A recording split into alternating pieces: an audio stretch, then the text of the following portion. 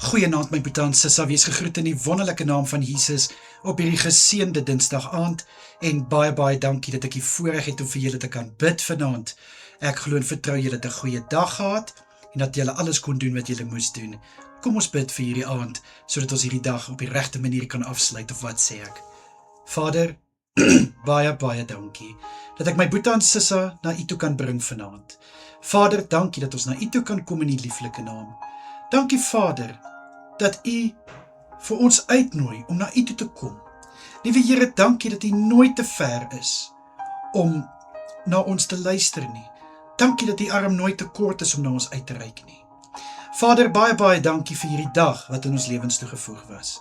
Dankie vir alles wat ons kon doen. Dankie vir alles wat ons kon uitrig en bereik het. Liewe Here, dankie vir al die seëninge wat ons ontvang het. Dankie vir u goedheid en guns in ons lewens en dankie vir al die voorsiening. Vader, ek bid vir my boetie en sissa wat die voorreg het om te kan gaan slaap vanaand, dat elkeen van hulle 'n soete nagrus sal ontvang. Liewe Here, mag elkeen goeie rus kry. Ek bid vir 'n soete nagrus en dat hulle kalmte en rustigheid sal beleef wanneer hulle slaap, sodat hulle verfris en versterk kan wees wanneer hulle weer môre opstaan. Asseblief, Here.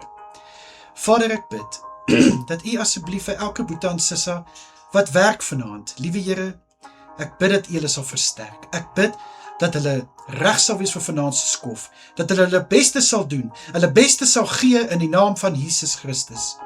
Dankie vir dit wat hulle opoffer om 'n verskil te maak in dienslewering, al is dit in die aand. Dankie, Here. Vader, ek kom lê elke kerkaktiwiteit voor u neer wat vanaand plaasvind. Ek bid waar Bybelskole en kursusse aangebied word.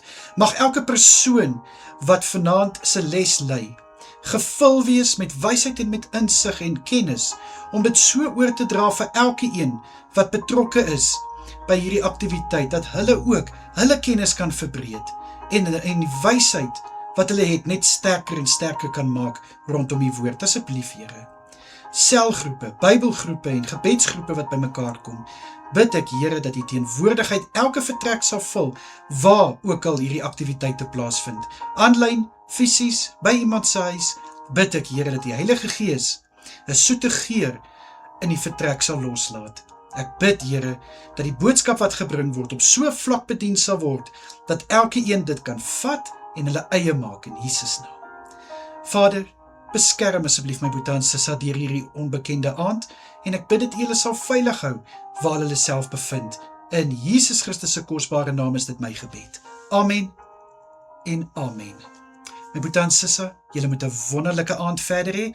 Kyk asseblief mooi na julle self, en natuurlik as dit die Here se wil is, bid ek môreoggend weer vir julle. Tot dan, mooi bly almal, totsiens.